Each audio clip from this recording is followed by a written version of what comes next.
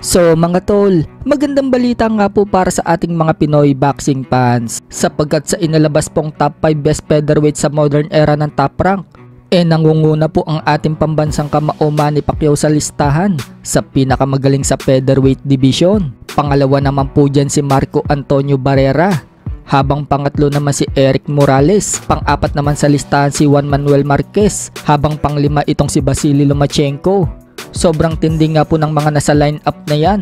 Kung babalikan po kasi natin ang mga laban nila, nasaksihan natin ang exciting na laban ng mga yan. At syempre, mas maraming natuwang mga Pinoy fans dahil nangunguna dyan si Manny Pacquiao. Bukod dyan, wala pa ring nakaka-break sa record ni Manny Pacquiao sa pagiging 8th Division World Champion. Sa katunayan, siya talaga ang kinikilalang GOAT ng boxing. Ayon kasi sa page ng According to Boxing, sinabing kung hindi mo daw matanggap na si Pacquiao ang GOAT ng boxing, puntahan mo daw ang Book of Guinness Record Office, puntahan ang opisina ng World Boxing Association o WBA, Ranker, Give Me Sport at Clutch Points Office at doon daw magreklamo. Sila daw ang sisihin at wag daw sa page niya umiyak.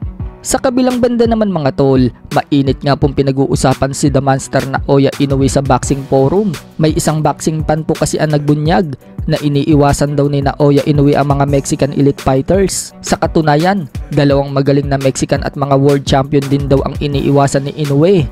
Noong nasa flyweight division pa daw ang mga yon. Yan daw ay sina Juan Francisco Estrada at Carlos Cuadras. Maging nga din daw itong si Roman Chocolatito Gonzalez na hindi Meksikano, iniiwasan din daw ni Oya Inoue. Kaya nasabi daw nito na iniiwasan ni Inoue ang mga yan. Nilaktawan daw kasi niya ang flyweight division.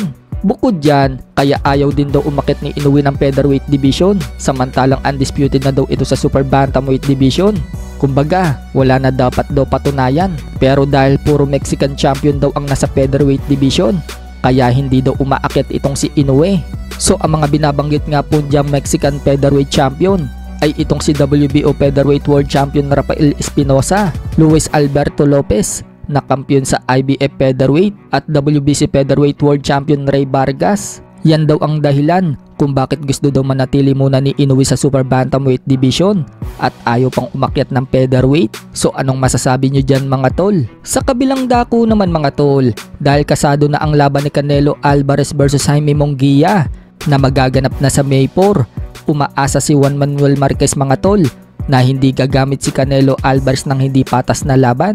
Kaya nasabi yan ni Marquez dahil may mga laban si Canelo Alvarez na siya ang nagdidikta ng laban, katulad na lang ng catch weight at rehydration clause. Dahil kung gagawin umano yan ni Canelo Alvarez, advantage na daw niya ito. Kaya umaasa si Marquez ngayon mga tol na hindi gagawin yan ni Canelo Alvarez. Samantala, nagbigay naman ng opinion si Timothy Bradley sa laban ng Canelo Alvarez versus Munguia.